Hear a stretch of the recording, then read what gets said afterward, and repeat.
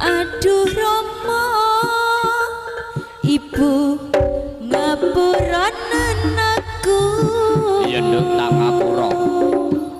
Yen ono salah lan luputku,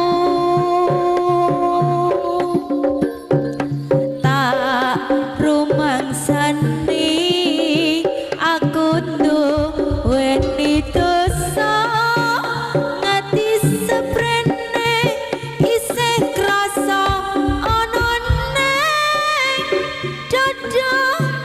Rino wengi ra lali tansah ndedonga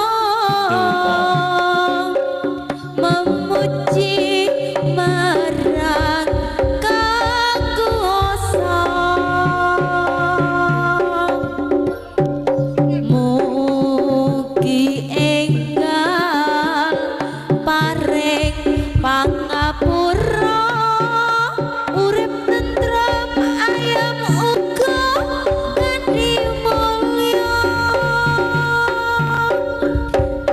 Ngendi ana anak wani marang wong tuwa, yen ana nganti sewu siji sing